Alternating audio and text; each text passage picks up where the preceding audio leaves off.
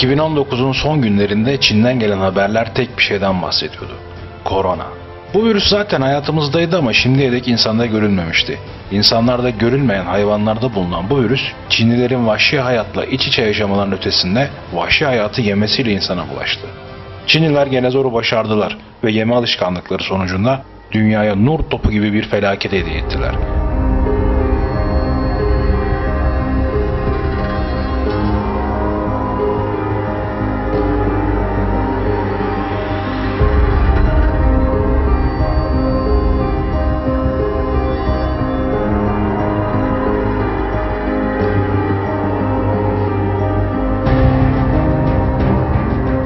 Kimilerine göre bir yarasadan, kimilerine göre bir yılandan bulaşan bu virüs ilk kez Çin'in Wuhan kentinde ortaya çıktı.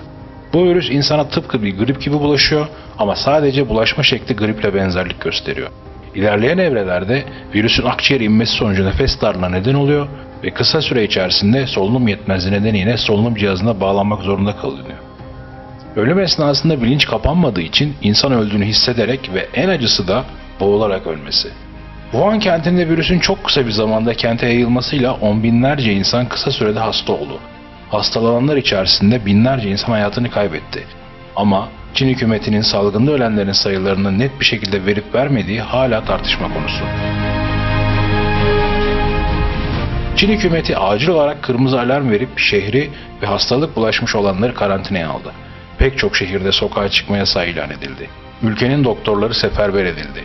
Böylesi ölümcül bir hastalığın Çin'i yok etmesinin önüne geçilmesi gerekiyordu.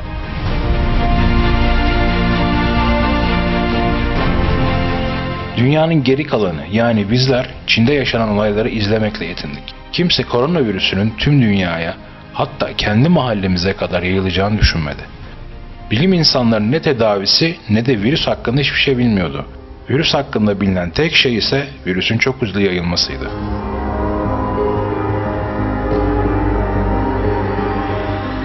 ...21. yüzyıl teknolojisinin en üst seviyesinde olduğumuz için ulaşım ve iletişim imkanlarımız çok gelişmiş. Bu nedenle sınırların eskisi kadar geçerliliği kalmadı. Bu sayede pek çok insan dünyanın istediği noktasına çalışabilir, eğitim alabilir ya da turizm amaçlı gezebilir. İnsanlık için güzel olan bu imkanlar koronavirüsüyle cehennemi yaşatmaya başladı. Hastalığı kapmış olan Çinlilerin dünyanın farklı yerlerine uçmaları ya da Çin'de olup hastalığı kapan farklı toplumlardan insanlar bu virüsü kısa sürede dünyanın dört bir tarafına taşıyıverdi.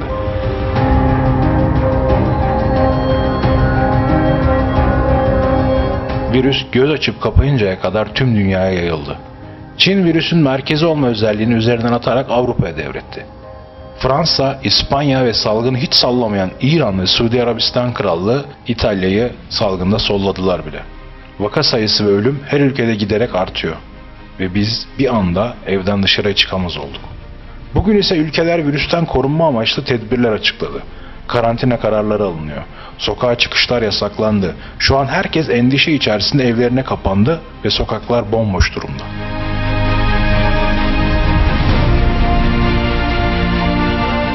Dünya kıyamet sonrası bir filmden çıkmış gibi.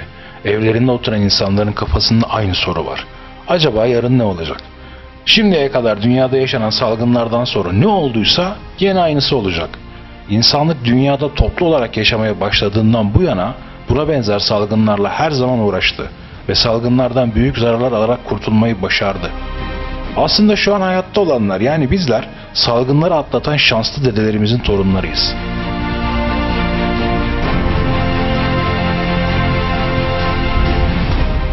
Günümüzdeki korona salgınını anlamak için dünya salgın tarihini incelememiz gerekiyor. Antonius vebası M.Ö. 165 ila 180 yıllar arasında yaşandığı tahmin edilen, doğudaki seferlerden Roma İmparatorluğu'na dönen askerler tarafından getirilmiş salgın bir hastalıktır. Akademisyenler bunun çiçek hastalığı ya da kızamık olduğundan şüphelenmiş, ancak gerçek sebebi hala bulunamamıştır. Salgın Roma İmparatoru Lustus Verus'un ölmesine sebep olmuş. Romalı bir tarihçi olan Dio Castusa'ya göre salgın Roma'da günde 2000 kişinin ölmesine sebep olmuş. Bu sayı salgından etkilenenlerin çeyreği kadar. Yani ölüm oranı bu salgında %25. Salgın Galya bölgesinden Ren nehrine kadar yayılmış. Hastalıktan dolayı ölen kişilerin 5 milyon civarında olduğu tahmin edilmekte. Hastalık bazı bölgelerde nüfusun 1/3 kadarını öldürmüş ve Roma ordusunu neredeyse yok etmiş.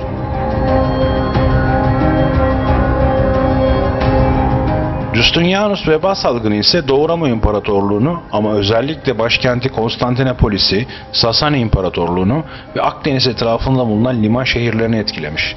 Tarihteki en büyük veba salgınlarından birisi. İlk salgında yaklaşık 25 milyon ve 200 yıl boyunca tekrarlayan salgınlarla beraber 50 milyon kişi ölmüş.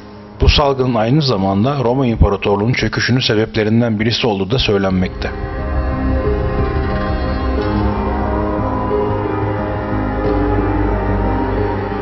Kara ölüm olarak bilinen veba salgını ise 1347 yılında başlamış ve tam 4 yıl sürmüştür. Salgın nedeniyle Avrupa neredeyse yok olma eşiğine kadar gelmiştir. Asya'nın güneybatısında yani gene Çinlilerin hüküm sürdüğü topraklarda başlayarak 1347 yılında Avrupa'ya kadar ulaşmıştır.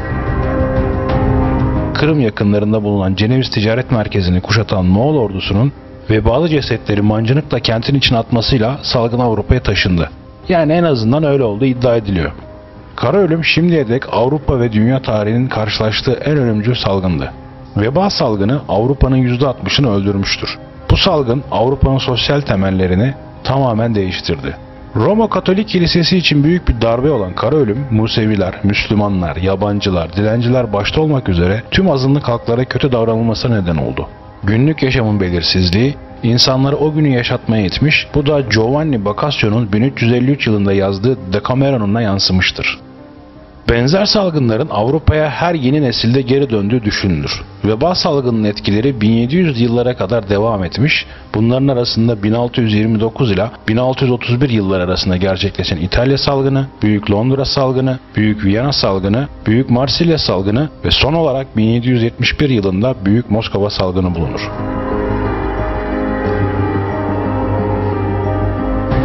15. yüzyılda Avrupalılar yeni dünya yani Amerika'yı keşfetti. Amerika kıtasında yerliler ile temas eden Avrupalı kaşifler beraberlerine getirdikleri virüs ve bakterileri buradaki insanlara bulaştırdı. O dönemde Avrupa'da devam eden su çiçeği salgını zaten Avrupa'nın 1/3'ünü öldürmüştü. Ancak bağışıklık sistemleri Avrupalılar gibi gelişmemiş ve ilaç konusunda yetersiz kalan Amerikan yerlileri bu hastalık içinde hiçbir şansı yoktu.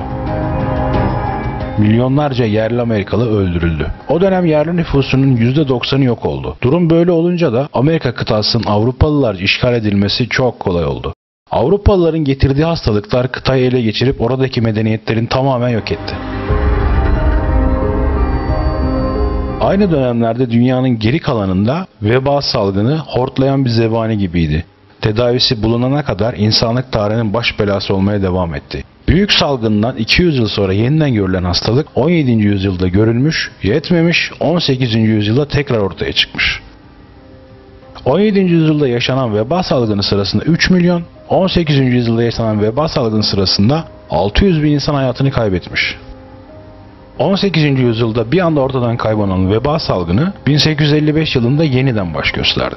Adeta insanlığa musallat olan veba 19. yüzyıl ortasında yine Çin'de görüldü ve neredeyse gene bütün kıtalara yayıldı. Salgının ilk yılında 12 milyon insan hayatını kaybetti. Bundan sonra yavaşlama görüldü. Dünya Sağlık Örgütü'ne göre veba salgını 1960 yılına kadar devam etti.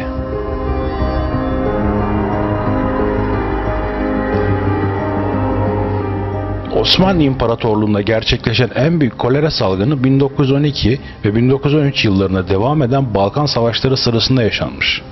Savaş meydanında bulunan askerler arasında büyük bir ölüme neden olmuş. Hatta savaşın kaybedilme sebeplerinden birisi de kolera salgınıdır.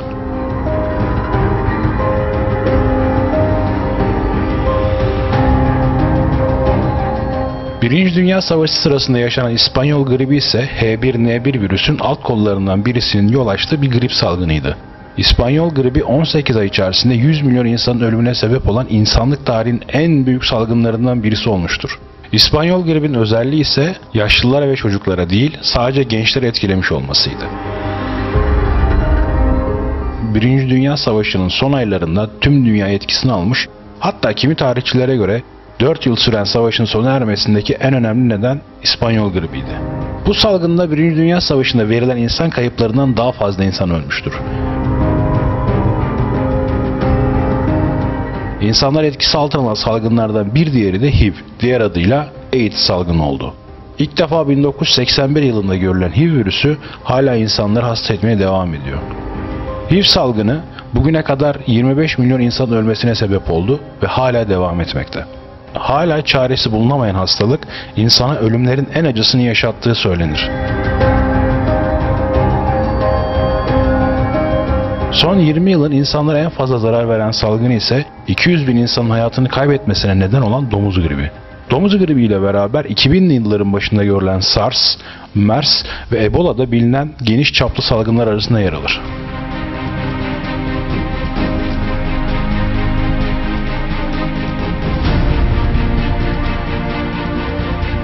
Belgeselin başından beri anlattığım salgınlarda insanlar virüsün, bakterinin ne olduğunu bilmiyorlardı. Yetersiz sağlık hizmeti ve bilgisizlik yüzünden kitleler halinde öldüler ve ölmeye devam ediyorlar. Günümüzde yaşadığımız salgınlarda sağlık hizmeti ve bilim sayesinde insanlık daha az zarar görüyor. Nihayetinde insanlık karşılaştığı zorlukları bir şekilde atlatmakta ama her bir zorlukta da bir şeylerini feda etmekte ya da hayatında köklü değişiklikler yapmakta. Korona engeli bizleri neleri feda ettirecek, yaşamımızı neleri değiştirecek, bunu yaşayanlar olarak göreceğiz. Bu konuda fikriniz varsa yorumlara yazabilirsiniz. Karantina ortamında olduğumuz için araştırmalarımı sizlerle YouTube üzerinden paylaşıyorum. Daha fazla belgesel için abone olur ve belgesellerimi beğenirseniz sevinirim. İyi seyirler.